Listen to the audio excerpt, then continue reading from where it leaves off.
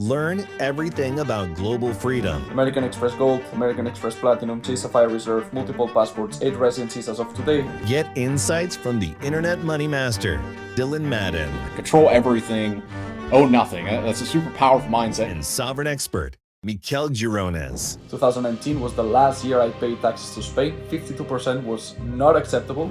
And then this trust, you can take a loan, and all the money you take from loans is tax-free.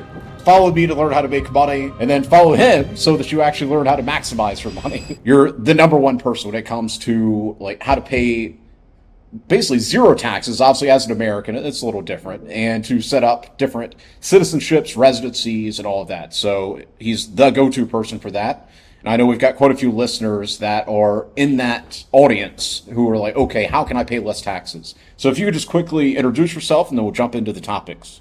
For sure, Dylan. So, well, for everybody who will watch the recording, the video, I'm going to be showing it to the camera. But basically here I'm showing the proof. That's what I always like to start showing. American Express Gold, American Express Platinum, Chase Sapphire Reserve, multiple passports, 8 residencies as of today. So more than 40 bank accounts. Most of them I don't use them, but I open them just to know how is the process in and out so I can show people how to do it. So that's what I like to do, to get things done, try it myself, and then be able to speak from experience, from wisdom, not just, oh, I read an article on Google or watched a YouTube video, right? So anything that people want to know about these residencies, I've been a UAE resident, Paraguay resident, Cyprus resident, Spanish resident, etc., etc. I've been paying legally 0% taxes since 2020.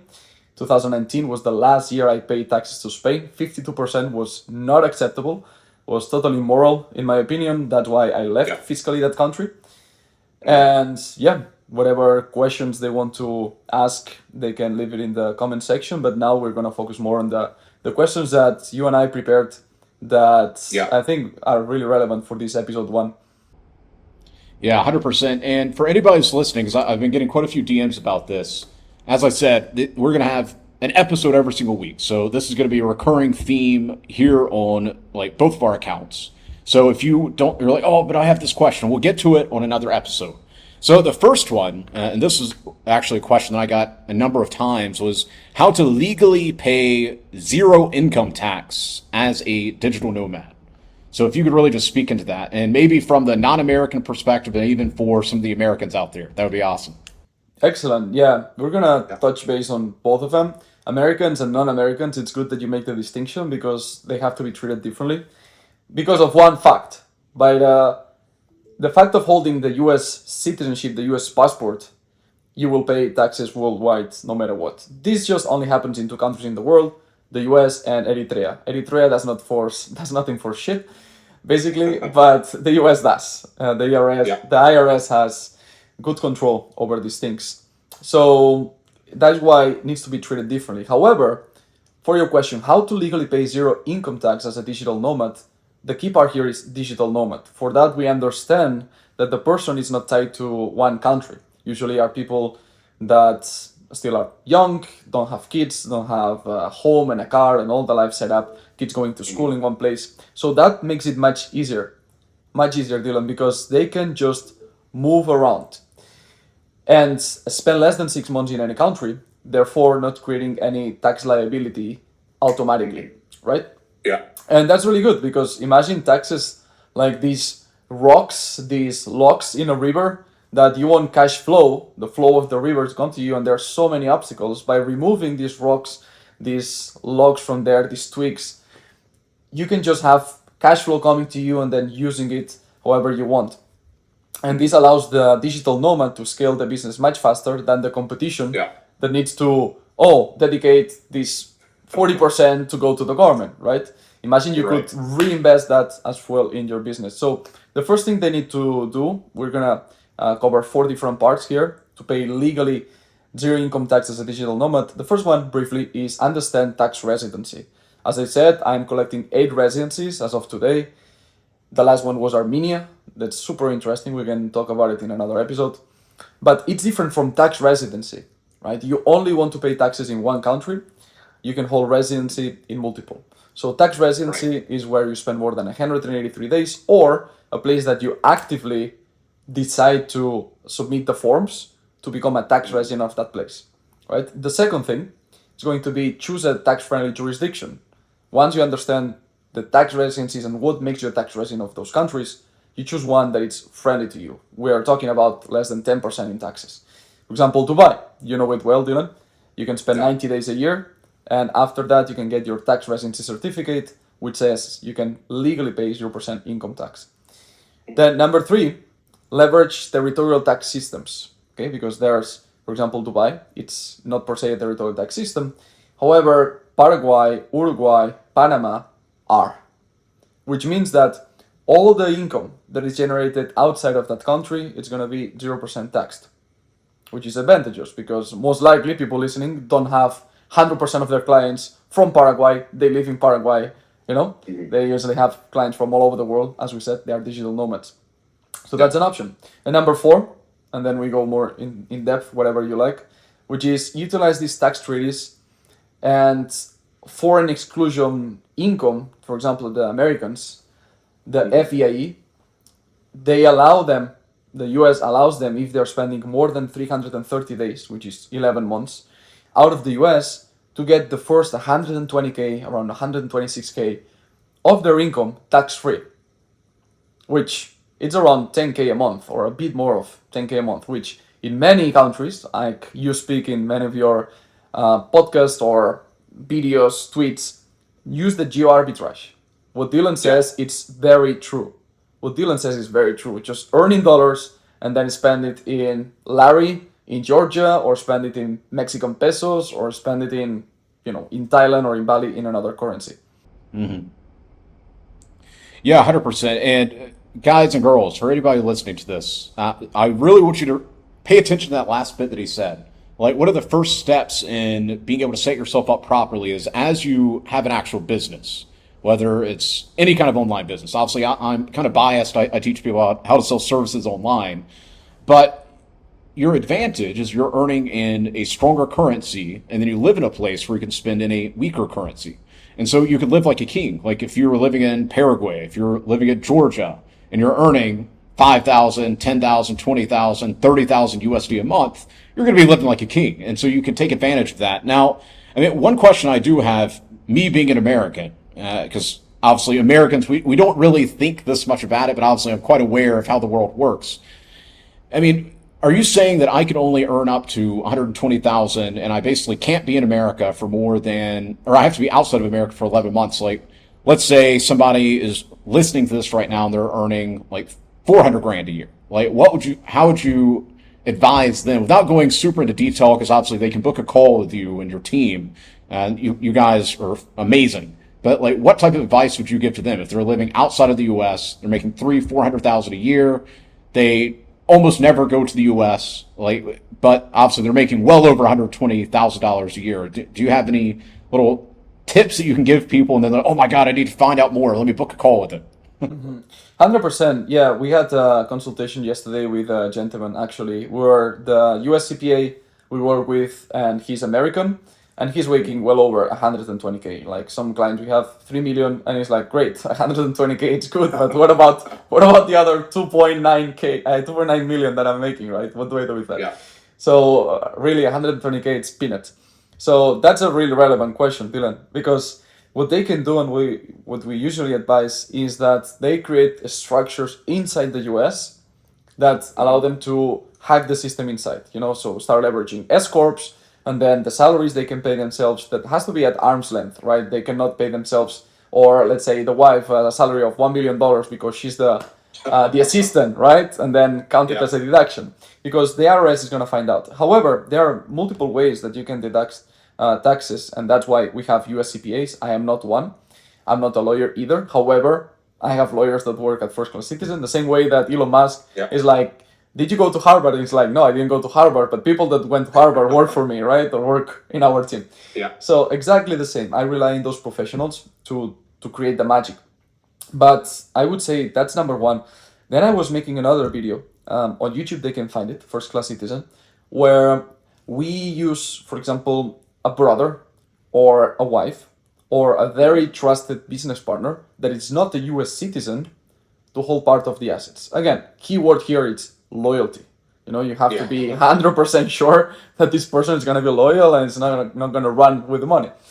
But we need to think a bit outside of this. I think that the school system, Dylan, teaches to think, oh, I need to get the good grades and I can't copy and I can look around and I can't collaborate with other people during the exam to 100%. pass the test. However, real life works differently. It's not like that. There are teams, right? And you can use ChatGPT, right? It's not that you have to memorize all of these things. So the world works differently than probably our education, yours and ours. Maybe in the future, kids will be allowed to use ChatGPT for exams. Who knows? But definitely not when I was 10 or 12 years old, right? No, I don't know about you. I think it was pretty similar, right?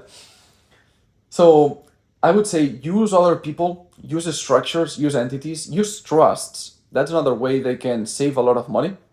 Because, for example, if you create a trust in Cyprus and that trust it's not in your name, but you partner with a law firm or the professionals that create the trust, then this trust invoices a company in the US that you have, let's say an S Corp. So you pay IP or you pay marketing services to this trust and it generates an expense. Therefore, it's less net profit. Therefore, you are taxed less because you have less net profit. And then this trust, you can take a loan and all the money you take from loans is tax-free. Right? So this is just, for example, one strategy. Or then the trust can buy assets like a home, like a car, that you can use because you're just a good worker or a good consultant of the trust, right? And then you can use the Rolls Royce, you can use the $5 million mansion in Dubai that is not yours. And then it's actually not a bug, but a feature that is not yours because you control everything but own nothing. So also in case of divorce, case of lawsuit, case of some inspection of your profile, for whatever reason, maybe you said something the Canadian government or the American government they didn't like, and they inspect you, well, you don't have nothing, right? So it has more benefits than just tax optimization in this case, and avoidance because it's legal. Evasion would be, tax evasion would be illegal, just the difference of the words. Yeah, 100%. I like what you said there. Control everything, own nothing. That's a very powerful mindset. That even I've never even considered that. And obviously, I've got friends here in Dubai as I'm traveling around, and without saying those exact words, that's essentially how they operate. They'll have a trust, who owns this, but yeah, have that mindset, control everything, own nothing. That's a super powerful mindset. And if anybody's listening to this right now and you're like, oh my gosh, this sounds super interesting, make sure to follow him. Just go click that follow button. He drops a ton of value on X every single day about this. He's got the YouTube channel. But another question actually that popped up was, how can I optimize taxes while living abroad? So like example for non-Americans, Americans, once again, we already understand it's two totally different groups, but what are some more ways that people can optimize the taxes while living abroad? Sure. The first thing that they need to consider, that's usually where we start. One, are you American or not American? That's one of the first questions we ask in a consultation. And number two, we say, are you planning to live more than 183 days in a country or not? Because these two decision making, it's going to completely change the strategy that we follow. Because let's understanding the 183-day rule. Does it always apply? How does this work? Think of the following. Think of the 183-day rule as a guest who stays so long in your home that you're like, bro, like we need to start sharing expenses, you know? Like somebody who comes for 7 days, you're not going to say, bro, pay the electricity, pay the water, pay the Wi-Fi, correct? However, it's the same way it works with many countries. When you start living there for so long, and so long means 6 months a year, 183 days, they're like, well, you should be contributing to our country because you are clearly using the infrastructure that we have. Yeah. If it's less than that, well, we don't need you to pay for the different systems that we have, whether it's electricity or whether it's whatever, the shopping malls, they say the roads, the healthcare, whatever. But if you spend more than 183 days, then you are automatically considered a tax resident in pretty much all the countries in the world because it's like this long-term guest that you would have in your household, correct? So that's the first thing to understand. If somebody can live the perpetual traveler lifestyle, they can optimize taxes much more easily because countries will not demand that from them or cannot chase them in case they get inspected, right? Because one thing is theory, what I'm sharing here right now. The other thing is practice. Because let me share a brief story with you. There was a gentleman that lived in Argentina for over 3 years. And according to his passport, he could only live there for 90 days. Okay? So it's not, oops, I stayed here 3 more days because of my hotel or my flight was delayed. No. Like from 90 days to 3 years. And here's what happened, Dylan. Here's a true story.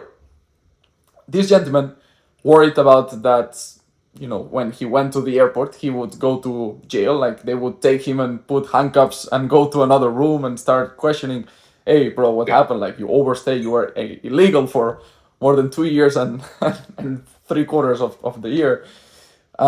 What's going on? He called to migrations and said, look, I know, I overstayed quite a bit, right? And the people on the phone says, okay, how long you overstayed? And he says, look, I had 90 days. I entered here this date of this year. And today, well, if you count, it's 3 years. And the person on the other side of the phone said, oh, okay, no problem. You will have to pay a fine in the airport and you're good to go.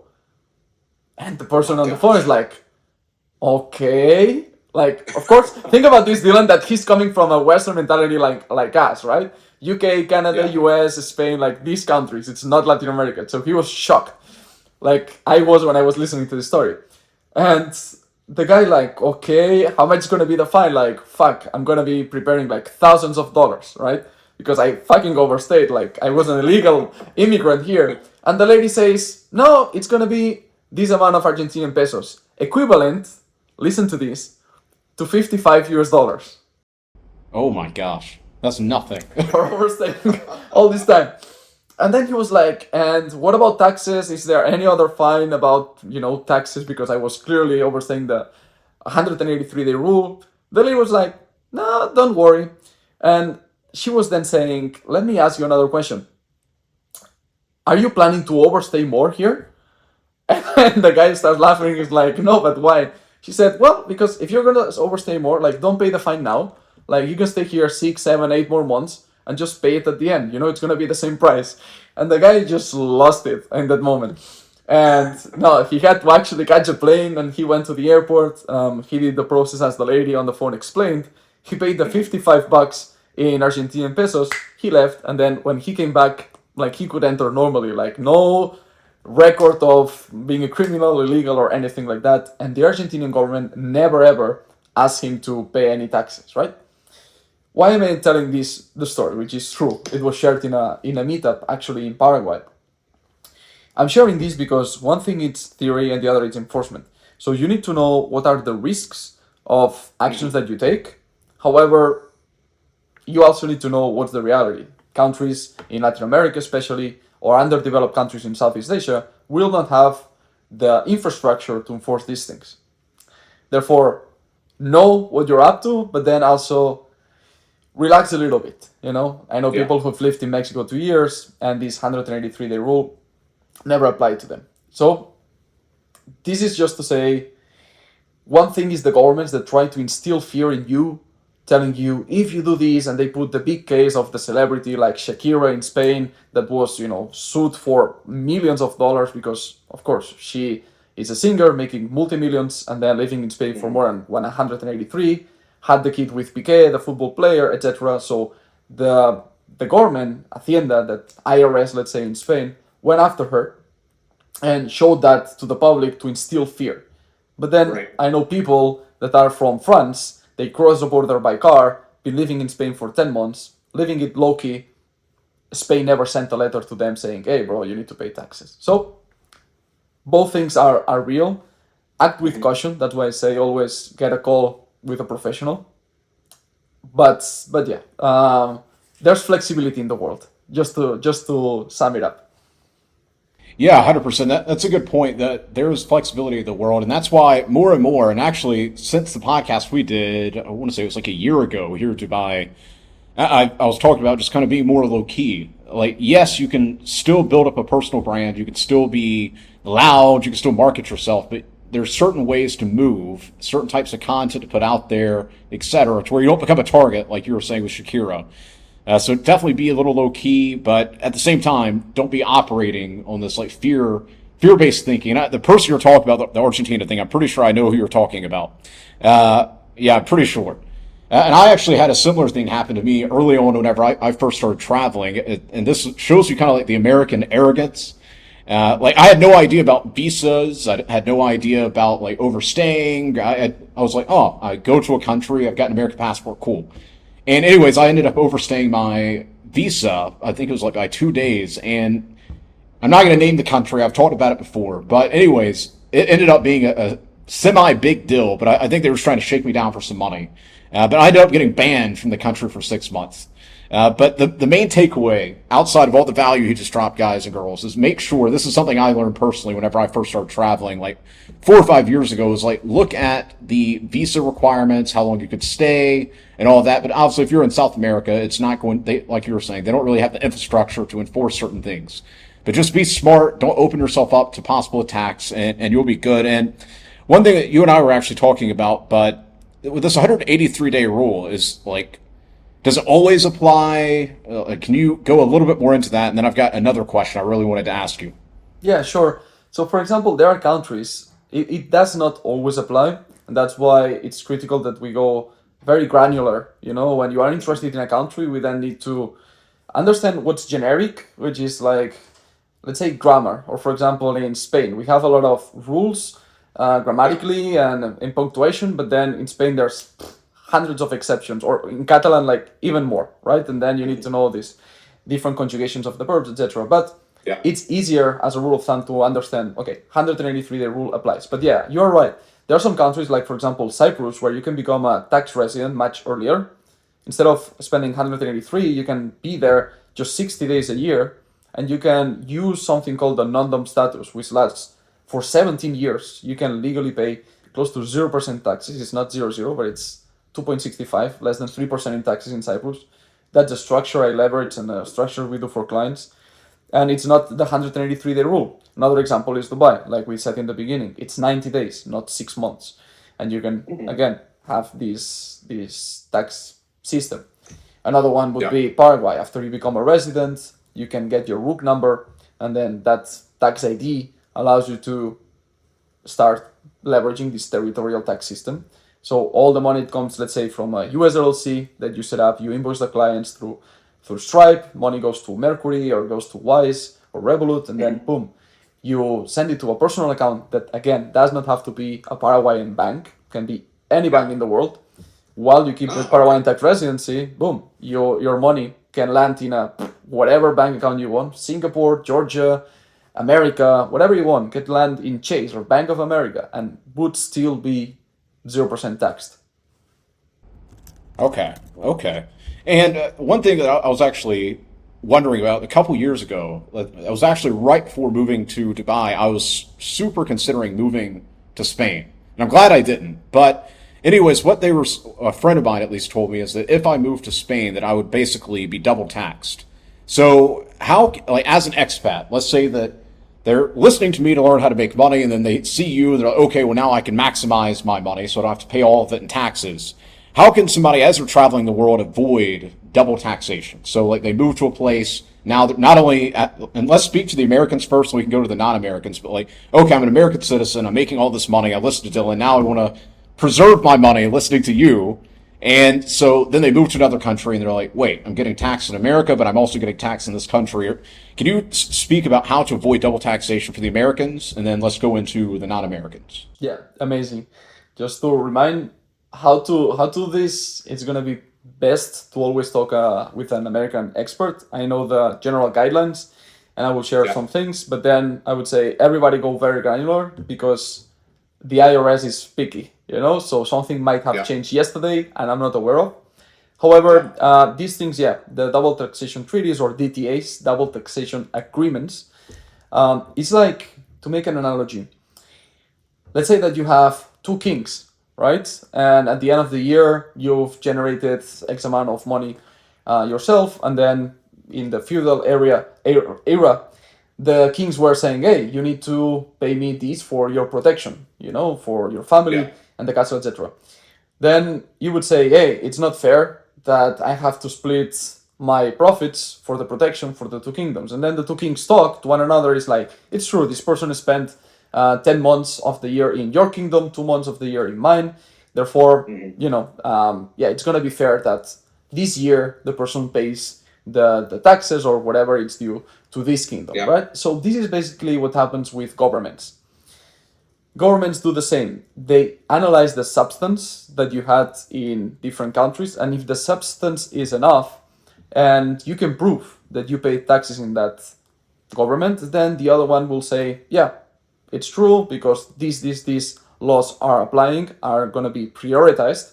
Therefore, this year you don't have to pay, or number one, any taxes, or number two, all of the taxes to us, right? Because you're already proving you did it somewhere else. So this is something that you can check online as well. For example, the United Kingdom has DTAs with over 130 countries. So let's say a UK citizen working in Canada can refer to the UK-Canada DTA to understand the tax obligations. Then you have as well the foreign tax credits, which is a concept to claim credits for taxes paid to one country against the tax liability of another. Example, a German resident paying income tax in South Africa can claim a credit against German tax due because he's already paying a part to South Africa. Then exemptions and exclusions. So depending on the type of income that you have, you will not have to pay taxes. You mentioned Spain. That's a very interesting case because there's a law called the Beckham law, named by the famous football player David Beckham. That's a longer story. I have a video just on that law. But if you haven't been a tax resident before in Spain, and let's say, Dylan, you now want to go to Barcelona, want to go to Marbella, right? There's a lot of cheese there. And you want to live more than 6 months a year, you're going to pay some income tax at a flat rate of 24%. However, and that's the interesting part, all the dividends you make from a US company, from clients abroad, from capital gains, let's say you have real estate in Georgia and it generates your yields, that's going to be 0% taxed for the first 6 years in Spain, right? So that's another way you can live in that country and pay some part, the income tax, it's going to be 24, but not all of it. Let's say dividend, capital gains, etc. And then finally, I would say for this double tax treaty concept that we are opening up, the tax residency certificates are usually key because that's a strong proof. When you can get one in your hands, that's a strong proof to your other government to say, hey, no, look, I have proof here that I'm paying taxes. And it's not just the monthly tax filing or quarterly or yearly, depending on the country. For example, Paraguay, our accountants file taxes monthly, even if it's 0%, but they present monthly that. Other countries, it's quarterly, like Spain, and others yearly. For example, the UK. But the tax residency certificate, the one you can get in the UAE, for example, after 90 days, allows you to say, let's say you are Indian. Hey, I'm in the UAE. This is the proof. You show it to the Indian government, and then they don't tax you, and you can be taxed in the UAE, usually more favorably than in India or other higher tax countries. Okay. And for any of the Americans who are listening to this, obviously you could follow his account, you take a look at his YouTube channel, book a call with his team, and for the non-Americans, obviously. But let's say, because obviously Dubai is a very popular place right now. I think Saudi's got a very strong future as well. But yes, Dubai is a very good spot at the moment. Like if an American moves to Dubai, they operate a business online, would this taxation certificate or residency, or tax certificate, would that benefit them at all with the U.S. government? So that would need to go inside the law. I would need to check. Actually, I can check it in real time and give you an answer in like a few minutes. But the first thing I would do right now, instead of me answering this, I would go on Telegram. That's my procedure when we are, dealing with a consultation like this and we do the strategic planning. I would go to the US CPA. I would ask him, and then I would go to the one in the UAE. The good thing is that the CPAs that we have, or the lawyers, the accountants that we have, that we hire and we vet for first class citizen, know about both sides, know about international rules, and then know about of course, the ones from the country they work from. So knowing that there's this worldwide taxation in the US, we would need to check in particular what type of income. The first question I would want to know is all the income, as we said in Spain, the income tax, it's treated differently like the dividend or capital gains. So I would like to know that. For sure, the first thing, Dylan, would be the FEIE, the foreign earned income exclusion of the US. I know that 100%, those 120K would be tax free in the UAE if they're spending more than 11 months out of the US. Right. And then for the rest, we would need to check. Are we talking about taxes from rental yield? Is it houses from the US? Is it houses you have in Dubai? Or is it houses you don't have in any of the two countries? Is it capital gains from investments in the stock market?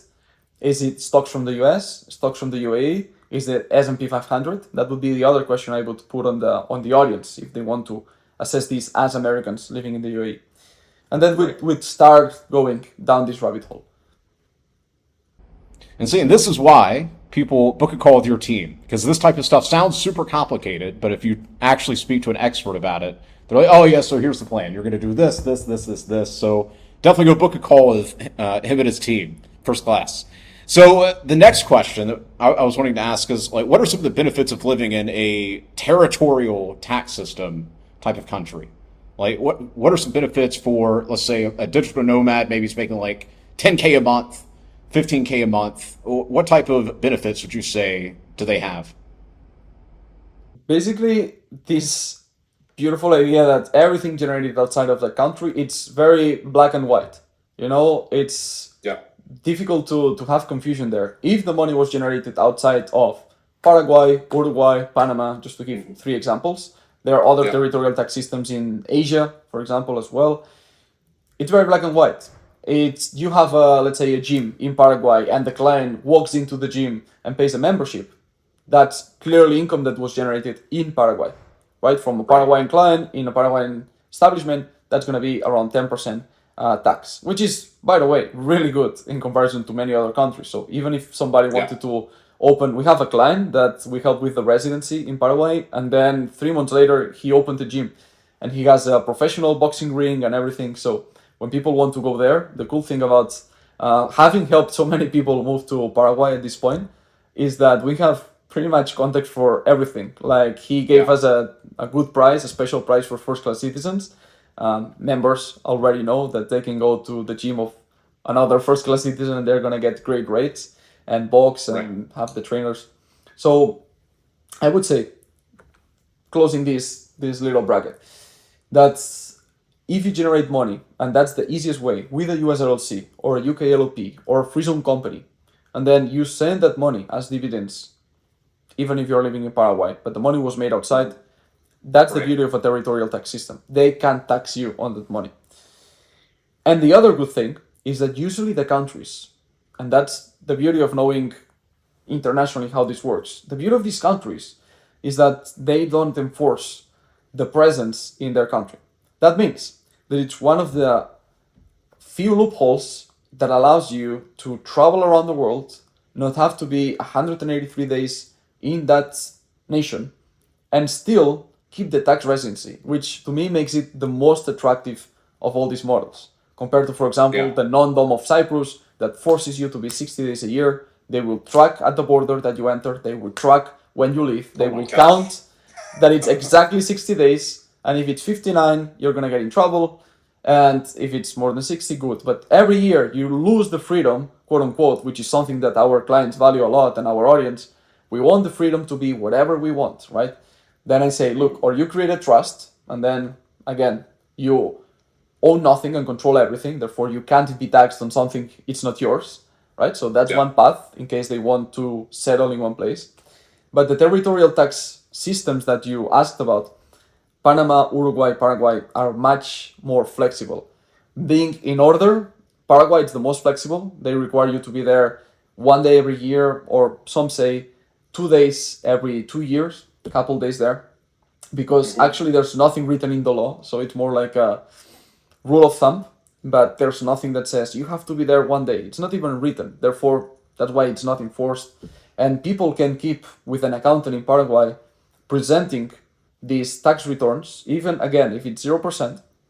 They present it every month just to have monthly proof to their previous government or whoever other government that asks, hey, or a bank, they want to open a new bank account. They say, show me that you are actually a tax resident there. Therefore, the money that enters this bank account is going to be taxed in that country. Boom. Every month, you have the tax returns plus the document we said before. I'm going to repeat it again. Super important to get tax residency certificate. Whenever you become a tax resident, get one. Like, there's no downside. The cost is minimal, and it will give you so strong proof that you're paying taxes there that it's ridiculous. It's really strong document, so get it. So Panama would be the number 2. Also very flexible requirements. They don't enforce anything. You can just travel the world and keep paying taxes in Panama. The good thing is Panama is much more developed than Paraguay and much more digitalized. So many things can be done through apps and through online portals versus Paraguay that, bro, they still go with pigeons, you know? They write things on pen and paper. They kiss the pigeon and they throw it through the window, you know, and they send a message to somebody who's like, open the window, pigeon is coming, you know? So it's very, very old school. It's like 30 years back in time compared to, let's say, the US, Paraguay. Panama, it's number 2, more digitalized. And then number 3, Uruguay, it's a bit more strict. For what I've known, people that've been there, they want you there in the country. So if they don't see you for 2 years, they might, hey, what's up? What's up with you? Out of the 3, I would say Paraguay, super flexible, Panama, a bit as well, and then Uruguay, a bit less. Okay, awesome. So one more question before I get into that question. Speaking upon what you said in Paraguay, whenever I was getting my residency set up there forever ago, they literally had a floppy disk. And I was just like, I haven't seen that since like literally probably like 4 or 5 years old. I have not seen a floppy disk. And because I was asking, like, why is this taking a little bit longer? You said it would be done in a week. It was probably around 2 weeks in. And I spoke to the police officer. He literally went through this filing thing. He pulled out my floppy disk. And I was just like, what? And so they literally would take the floppy disk and take it to some other building and paperwork. I was like, okay, that's absolutely crazy. Because whenever I was in Paraguay, it was whenever a lot of expats started arriving there, like it just tons and tons of people.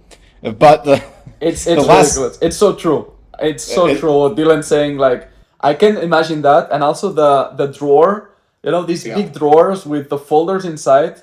And they just start looking for A, B, C, D. Oh, your name, Miquel, M. And they start checking all the M's and then pulling a paper. You know, crazy. Yeah.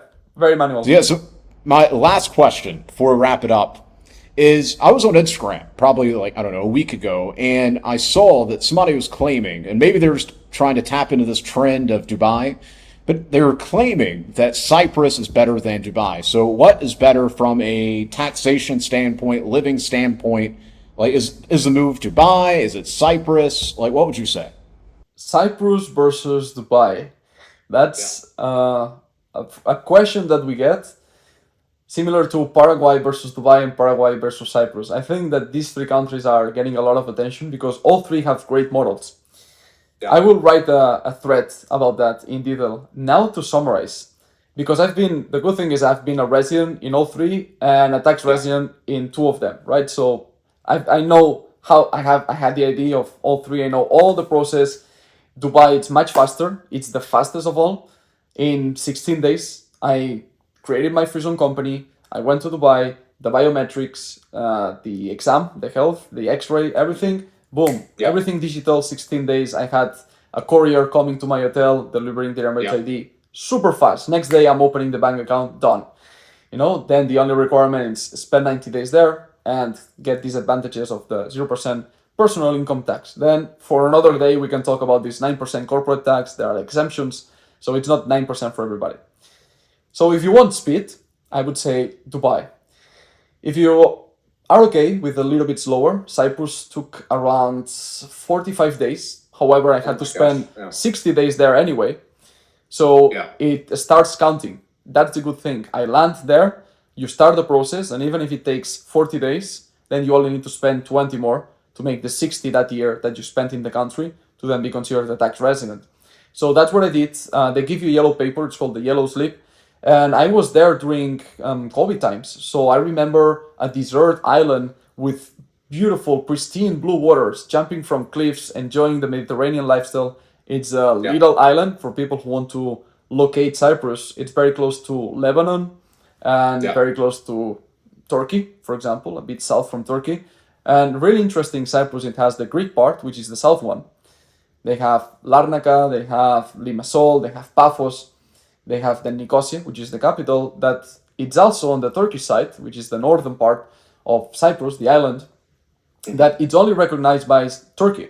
So it's a really interesting concept because you can be there and telecommunication systems will just poof, disappear. Like you can only connect to a Turkish line, but anything else, it's not going to work. Sometimes you'll need VPNs. And actually, if you are crossing the border, like you're virtually disappearing into a black hole in the map, so countries cannot track you easily because they exchange information between countries, right? When you enter an airport, they can send that information somewhere else. But when you are in the northern part, because it's not recognized as a territory, you're just poof, gone, basically. Only Turkey has track record of these things.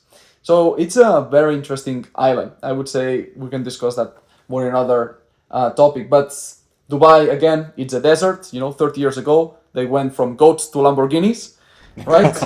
And yeah, that's true. And It is true. And Cyprus, they are this really laid back Mediterranean lifestyle with the fishermen with the boat, smoking their cigar, fishing, sunset, going home, very laid back.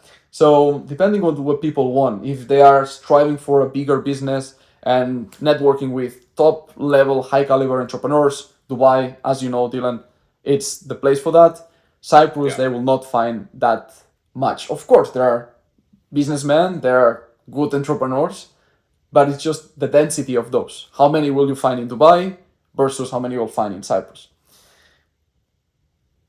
That's a very good point. To wrap this up, do you have any other points you want to hit?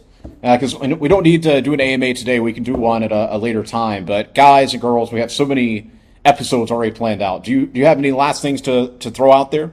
No, man, I think we covered many of the topics we had prepared. Episode 2 is going to be loaded as well with more examples, more analogies, more loopholes that I'm going to prepare before that session. And I would say, check as well, Dylan, because we are talking about saving in taxes, pay 0% taxes, but hey, you need to make money to be able to worry about these things, right? So the first thing, if you're not making 20K a month, 25K a month, is check out Dylan's content because actually he teaches you how to make money, and leverage the online world. And the good thing is both of us, that's why I think this space is really interesting, because we both talk about things that we are doing, Dylan. Like you are traveling, you're using the geo arbitrage, you have a team that you travel with, you hired people from other countries that allows you to pay in dollars or to pay in, let's say, pesos and earn in dollars. So check out Dylan's content as well, because he will add more to your bottom line, so that you can worry about trusts and taxation, all of these things. But one step at a time, one step at a time. Yeah, 100%. So, guys and girls, follow me to learn how to make money. Obviously, I've got the social media and client acquisition campus inside the real world. I drop loads of content to show you how to actually start making money. And then follow him so that you actually learn how to maximize your money. Exactly. That way the government's not taking it all, and you can set up trusts and all these awesome things.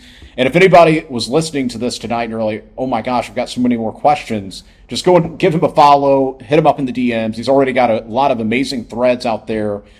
He's already been posting and videos and all that, so definitely follow him to learn how to maximize your money. Well, anyways, brother, I look forward to seeing you again next week. We'll do a second episode, and thank you for everybody who tuned in. Thank you, brother. See ya. See ya.